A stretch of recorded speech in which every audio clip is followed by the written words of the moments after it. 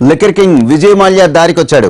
London కు చెక్కేసి ఇండియాకు వచ్చే ఉద్దేశం లేదని దాగుడు మూతలాడిన మాల్యా ఇప్పుడు మనసు మార్చుకున్నాడు. ఇండియాకొచ్చి విచారణకు సహకరిస్తానని చెబుతున్నాడు. ప్రభుత్వానికి సహకరిస్తానంటున్న లిక్కర్ టైకూన్ తన పాస్పోర్ట్ ను పునరుద్ధరించాలని ఢిల్లీ ట్రయల్స్ ను కోర్టును కోరాడు.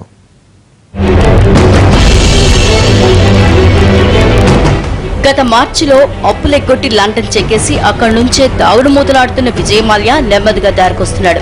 ఓ కేసు కోసం ఢిల్లీ పాటియాలా కోర్టుకు హాజరు కావాల్సి ఉన్న మాల్యా తానెందుకు రాలేకపోయింది తన లాయర్ ద్వారా వివరణ ఇచ్చుకున్నాడు. తన పాస్పోర్ట్ ని ప్రభుత్వం రద్దు చేసిందని కోర్టుకు తెలిపాడు మాల్యా. తనకు భారత్కు రావాలని ఉందని, పాస్పోర్ట్ లేకపోవడం వల్లే రాలేకపోతున్నానని చెప్పాడు. పాస్పోర్ట్ ను పునరుద్ధరించాలని కోర్టును కోరాడు లిక్కర్ టైకూన్.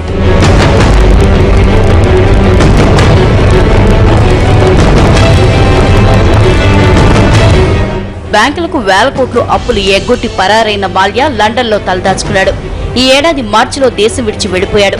లిక్కర్ కింగ్ పై ఇప్పటికే దేశవ్యాప్తంగా చాలా కోర్టుల్లో కేసులు విచారణలో ఉన్నాయి. నోటీసులు జారీ అయ్యాయి. అయితే వాటిని మాల్యా ఏమాత్రం పట్టించుకోలేదు. గత వారమే బాంబే హైకోర్టు మాల్యాపై నాన్ బెయిలబుల్ వారెంట్ జారీ చేసింది కూడా. ఈ నేపథ్యంలో విషయాన్ని తెగేదాకా లాగితే ప్రమాదమని మాల్యాకు క్లారిటీ వచ్చినట్లుంది. అందుకే ప్రభుత్వానికి సహకరించడానికి సిద్ధమని, పాస్పోర్ట్ పునరుద్ధరిస్తే ఇండియాకు రావడానికి ఏమాత్రం అభ్యంతరం లేదని రాజీ ప్రతిపాదన తీసుకొచ్చాడు.